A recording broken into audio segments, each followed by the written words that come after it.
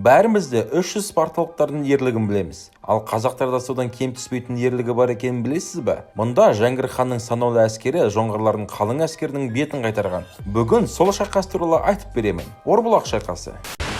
1643 жыл, Жоңғария. Біз қазақ жерінен жорыққа шығып, жетісу өңірін жаулап алып, ұлы держава боламыз. Ал неге сіз өзіңіздің жеңісіңізге сенімдісіз? Потому что сол кезде қазақ хандығында. Жәңгір хан, бізге жоңғарлар қалың қолмен келе жатыр. Қайтеміз? Соққы береміз. Қалай? Олар бізден әлде қайда көп. Мен бір жерді білемін. Сай келетін шатқал. Сол жерде олар еркін жүре алмайды. Жоталарда ор қазып, сол жерге мылтықпен мергендерді қоямыз. Ал қалғандармен кенеттен шығып тойтарыс береміз. Мен де боламын. Жоңғарлар сасқаланып кері қайтады. Осылайша уақыт ұтамыз. Ал егер тауда айналып өтсе ше? Мен Самарқан билеушісі Жалаңтөс батырдан көмек сұрадым. Сол кезге дейін олар 20 000 әскермен де келіп қалар. Үмітім бар. Жалпы бәрі жоспарлағандай өтті. Осының бәрі қайдан белгілеп тұрсыз? 1643 жылы Ресейден Жоңғарияға елшілік келеді. Бірақ келген кезде Батыр Қонтайшы орнында болмайды. Ресей елшілері оны күтеді, бірақ Қонтайшы келген кезде оның көңіл күйі мәз емес еді. Сол кезде Или мен Кучеев атты елшілер әскери тұтқындардан мән-жайын сұрастырып алады. Деректерді жазып алып, Сібір воеводы Георгий Куракинге тапсырады. Ол болса, бұл деректерді Сібір жарғысына жазып береді. Осылайша шайқас болғаны құжат ретінде расталған. Шайқас жайында ауыз әдебиетінде де көп айтылған. Жөнінде әлі көптеген қызықты мәліметтер бар. Ал кеттік. Соғысудың жаңа тәсілі. Қазақтар бұған дейін ешқашан ор қазып соғыспаған. Жоңғарлар бұндай соғыс тәсілін күтпеген еді. От қаруларды қолдануы. Жәңгір хан осы шайқаста алғашқы рет от қаруларды қолданған еді. Бұндай жайт жоңғарлардың үрейін қаштырған. Мылтықтарды қайдан алды десеңіз, оны Бұқар хандығынан алды деген болжам бар. Улы жебелер. Бұл тәсілді бұған дейін де қолданған.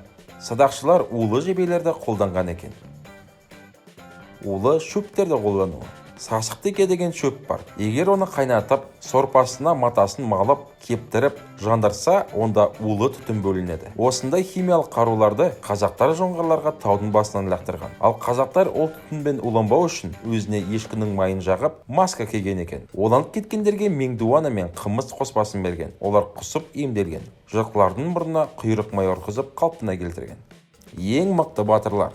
Қазақтар аз болса да, олар өте батыл әрі мықты болған. Олар туралы халық арасында аңыздар бүгінгі күнге дейін жеткен. Арғын Ағынтай, Шапырашты Қарасай, Төртқара Жиенбет, Қаңлы Сарбұқа, Найман Көксерек, Көтен мен Табай Қырғыз, Дулат Жақсығұл, Арғын Қомпай, Суан Елтінді, Бөлес Батыр және басқалар. Сырттан көмек. Алдында 20 000 әскері бар Жалаңтөс батыр туралы айтып өткем. Сонымен қоса көмекке 2000 қырғыз келгені туралы да мәліметтер бар. Бұл мәліметтер өте сирек кездессе де, бар екені айтып өткен жөн.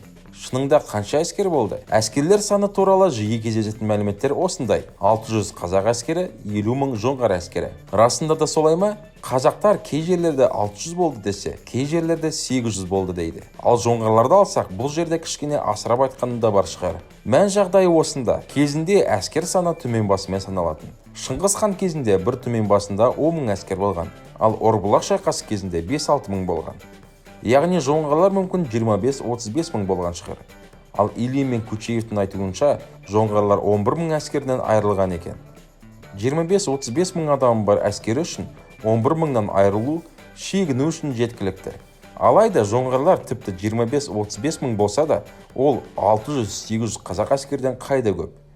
Аз болса да қазақтар бірталай уақыт жоңғарларды ары қарай жібермей кері қайтарған. Орбұлақ шайқасы осындай болған. Неге бұл шайқас туралы фильм түсірмейді деген сұрақ сізде де туындаған шығар. Менде де сондай сұрақ туындап, Орбұлақ шайқасы туралы телехикая тауып алдым. Шынымды айтсам, әлсіз сериал. Бір шайқасы 8 бөлімге бөліп тастаған. Қызықсыз. Болашақта Орбұлақ шайқасы жайында жақсы бір кино шығады деген үмітте боламыз енді. Сіздермен болған тарих-марих, рахмет, сау болыңыздар.